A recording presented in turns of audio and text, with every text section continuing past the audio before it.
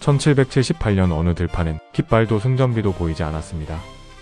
흙더미 사이로 시신 대신 캐다만 감자만 무더기로 잔뜩 버려져 있었습니다. 한쪽은 신성로마 제국 황제 요제프 2세, 반대쪽은 프로이센의 프리드리히 대왕, 무려 30만 명에 가까운 두 군데가 마주 서 있었습니다. 그런데 그 자리에서 가장 먼저 발견된 건 시신도 부서진 총도 아니었습니다. 흙먼지를 잔뜩 뒤집어 쓴 감자 더미였습니다. 도대체 왜 이랬을까요? 유럽 최강이라 불리던 두 나라가 정작 칼 한 번 제대로 맞부딪히지 않았다는 게 이상하지 않습니까? 자존심은 끝까지 걸었습니다. 그런데 정작 병사들의 목숨까지는 어느 쪽도 걸 생각이 없었던 모양입니다. 적어도 그렇게 보였습니다. 그런데 더 황당한 건 이 두 군데가 그 들판에서 가장 치열하게 맞붙었던 상대가 사람이 아니었다는 사실입니다.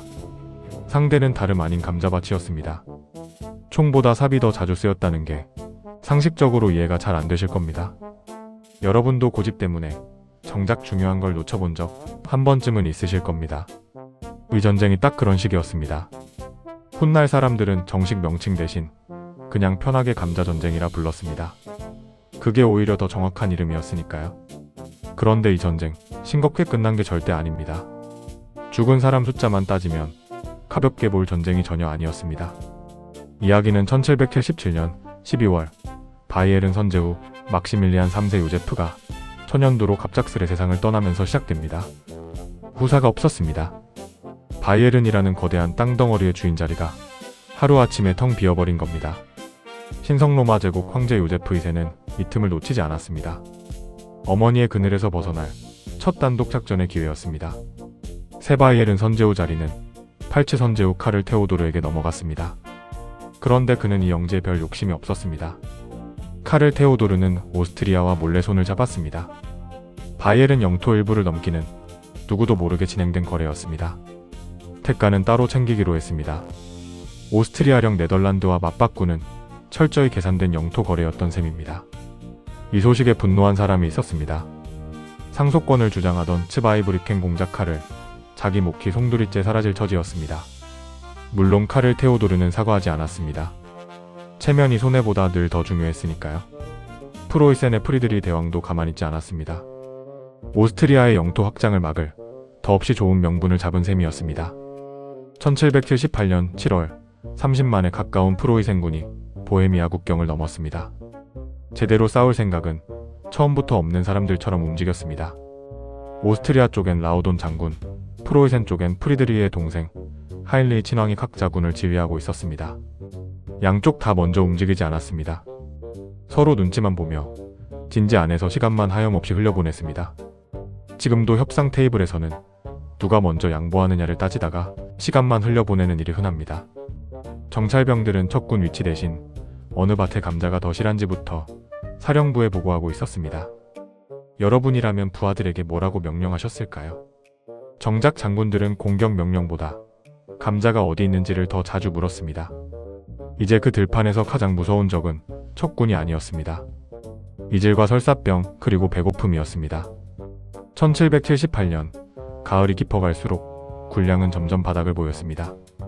병사들은 하루 종일 밭을 헤맸고 무기 대신 쥔사배는 굳은 흙먼지만 가득했습니다. 야전병원은 전상자보다 환자로 가득했습니다. 칼에 베인 자리보다 배아리로 누운 병사가 훨씬 많았습니다. 프리드리히 대왕이 직접 전선을 시찰했습니다. 그가 마주한 건 늠름한 전열이 아니라 텅 비어버린 보급수레였습니다. 요제프 2세는 어머니 마리아 테레지아에게 전황을 보고했습니다. 어머니는 이 전쟁을 처음부터 못마땅해하며 아들 모르게 평화의 길을 조용히 알아보기 시작했습니다. 물론 요제프 2세는 이 사실을 몰랐습니다. 알았다면 그 오기가 가만두지 않았을 테니까요. 한편 보헤미아 농민들은 밭을 통째로 빼앗기고 있었습니다. 군대가 한 번 지나간 자리엔 굶주림만 짙게 남았습니다. 병사보다 농민이 훨씬 더 많이 굶었습니다. 그런데 군대는 그 와중에도 월급만은 한 푼도 빠짐없이 받고 있었습니다. 겨울이 가까워지면서 양쪽 진영 모두 슬그머니 후퇴를 고민하기 시작했습니다.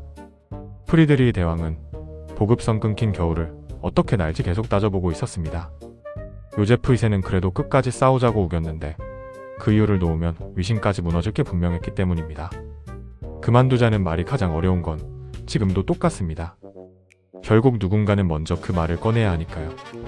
여러분은 적의 칼보다 무서운 게 뭔지 아십니까? 다름 아닌 그 흔한 설사병이었습니다.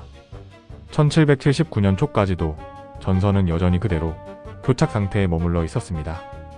양쪽 다 그럴듯한 이유만 내세웠을 뿐 실제로 움직인 거리는 거의 없었습니다. 그 사이 프랑스와 러시아가 중재에 나서며 외교 채널이 슬그머니 움직이기 시작했습니다. 전쟁은 여전히 끝나지 않았습니다.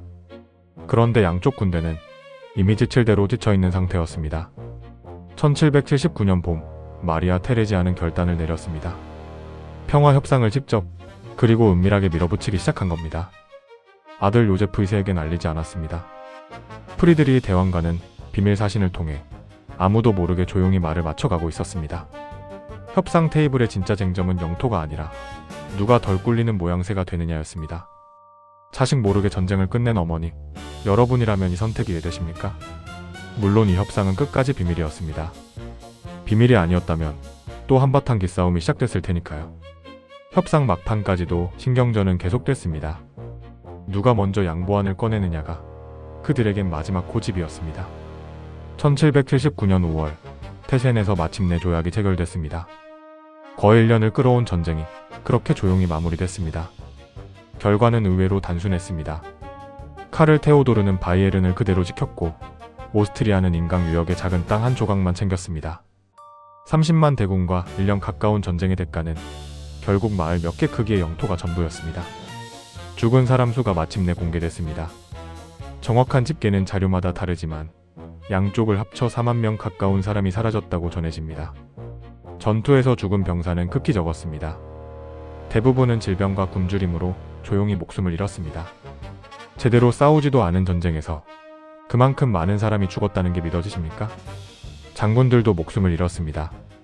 오스트리아 측에서만 5명의 장군이 칼이 아니라 병상에서 조용히 숨을 거뒀습니다. 지금도 그럴듯한 이유 뒤에는 보이지 않는 곳에서 누군가 조용히 그 값을 치르고 있습니다. 츠바이브리켄 공작 카를은 끝내 자기 목을 제대로 챙기지 못했습니다.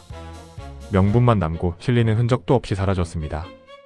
카를 테오도르는 결국 그렇게 원하지도 않았던 바이에른을 통째로 떠안게 됐습니다. 프리드리히 대왕은 오스트리아를 견제했다는 명분은 챙겼지만 손에 쥔 실제 영토는 거의 없었습니다. 요제프 2세는 어머니가 몰래 끝낸 전쟁에 뒤늦게 화를 냈습니다. 그런데 전쟁은 이미 끝나버린 뒤였습니다.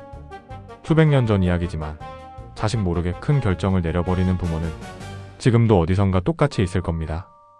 전쟁의 별명은 그렇게 굳어져 버렸습니다. 정식 명칭인 바이에른 왕위 계승 전쟁은 점점 사람들 기억에서 잊혀갔습니다. 오스트리아 쪽에서는 이 전쟁을 자두소동이라 불렀습니다. 양쪽 다 결국 식량 이름을 붙여버린 셈입니다. 정식 명칭은 다들 잊어버렸습니다. 그게 어쩌면 더 정확한 평가였을지도 모릅니다.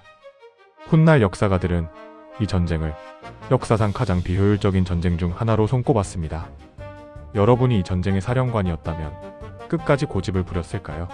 아니면 먼저 슬그머니 물러섰을까요?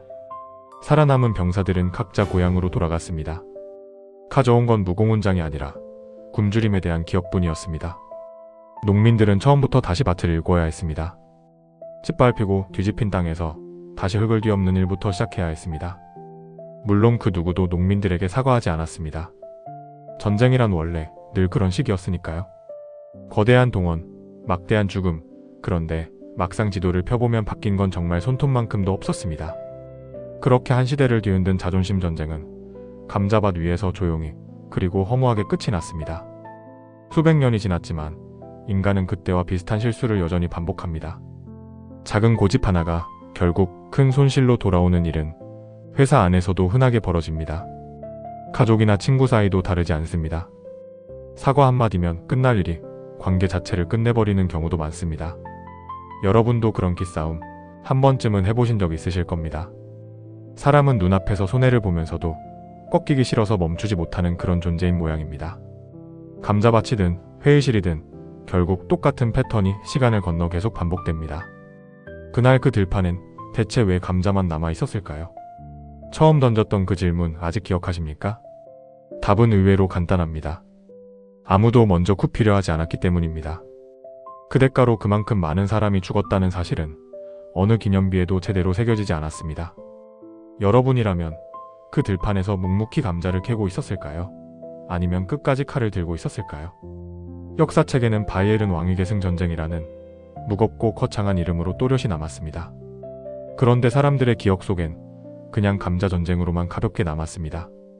아마 그게 이 전쟁을 가장 정확하게 부르는 이름이었을 겁니다. 명분은 그토록 거창했고 결과는 감자밭 한 떼기만큼이나 소박하고 또 허무했습니다. 황제도 선제후도 결국 손에 쥔 건 별명 하나, 그것뿐이었습니다. 물론 그 별명 누구도 딱히 자랑스러워하지 않았습니다. 여러분의 자존심 싸움도 언젠가 누군가에게는 우스운 옛날 이야기로 남을지 모릅니다. 이 전쟁은 결국 그렇게 가장 황당한 방식으로 조용히 막을 내렸습니다. 결국 남은 건 캐다만 감자뿐이었습니다. 그게 이 전쟁의 전부이자 결론이었습니다. 기록은 그렇게 남았습니다. 그리고 인간은 늘 그렇듯 비슷한 실수를 반복하겠죠.